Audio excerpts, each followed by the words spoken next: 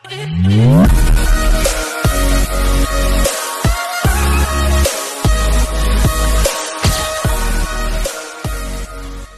మరి ఎలా వచ్చారు? బియ్యం వచ్చారా? అదే చూస్తా ఉన్నా, చూసిన డైలీ తిరుగుతున్నారు కదా, మరి ఏంది మరి ప్రాబ్లం? బియ్యం అదే మనం అడవిలా ఉన్నాం కదా, బియ్యం దొరకలేదు, రేషన్ కార్డు లేదు, ఏం లేదు అని సరే కూర్చోలే మరి దూరం నుంచి అంటే వస్తున్నాం.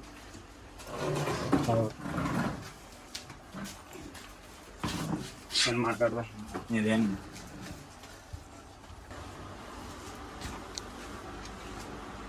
కొంతమందికి ఆధార్ కార్డు కూడా మారలే, దాని గురించి మన కాడ పోతామని వచ్చినాం. అంటే బియ్యం కూడా దొరకట్లేదు, బియ్యం ఇబ్బంది బాగుంది. మరి మనకి స్వచ్ఛంద సంస్థ వాళ్ళు వస్తున్నారు కదా, వాళ్ళు ఏమి ఇవ్వట్లేదు. మరి కరెంటు కూడా లేదు, దాని గురించి కూడా వచ్చినాం. కరెంటు కూడా సోలార్ పని చేస్తుంది అని చెప్పారు కదా, సోలార్ కావాలి, మళ్ళీ 2 సోలార్లో పని చేస్తాం. 2 పని చేస్తాం,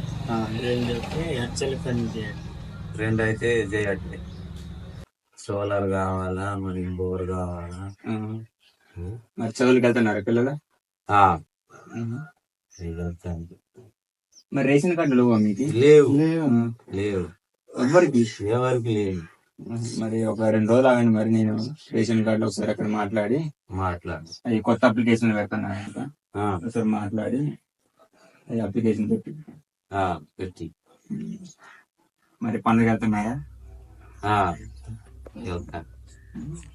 మరి బియ్యం సమస్య మీ ఒక్కరికి ఉన్నది ఇక్కడ, మీ ఊరు వరకు ఉందా, లేదంటే ఇంకా పక్క ఊర్లు కూడా ఏమన్నా?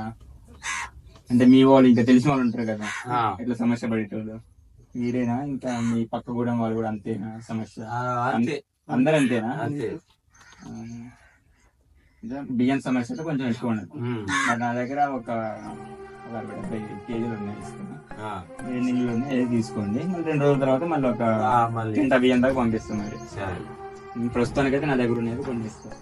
మరి ఇంకేమైనా సమస్యలు ఉన్నాయి మన దగ్గర? కొన్ని ఆధార్ కార్డులు మారట్లేదు, అవి కూడా మారపియాలి. సోలార్ కరెంట్ అయితే ఒకసారి నేను అక్కడ మాట్లాడు, స్వచ్ఛంద సంస్థ వాళ్ళతో అయితే వెళ్ళి మాట్లాడతా ఒకసారి సోలార్ల గురించి. రేషన్ కార్డులు అంటే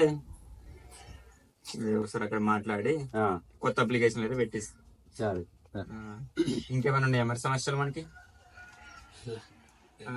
అది కాకుండా ఇంకా పిల్లలకి చదువుల విషయానికైనా ఇంకా మనకు కావాలి కానీ ఒక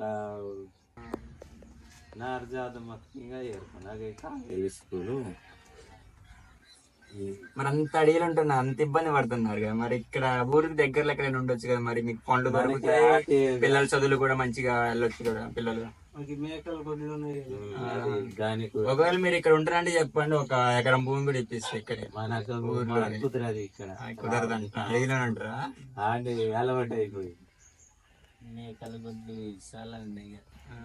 మరి చాలా లాంగ్ లో ఉంటున్నారు కదా, అందుకే అడిగాను.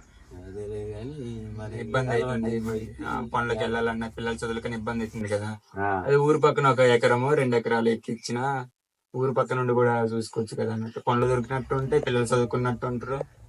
అవునులే గాని మనకు కుదరదు, మనం చిన్నప్పటి నుంచి అక్కడ ఉన్నాం కాబట్టి నేనైతే కొత్త రేషన్ కార్డులు అయితే అప్లికేషన్ పెట్టిస్తా.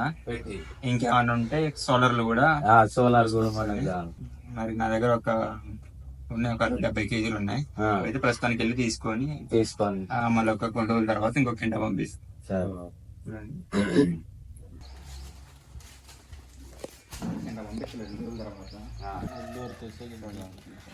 అంటే తీసుకెళ్ళి అక్కడ డ్రాప్ చేసి వస్తాను నేను, ఒకరు రండి, బండి మీద పంపిస్తా అక్కడ.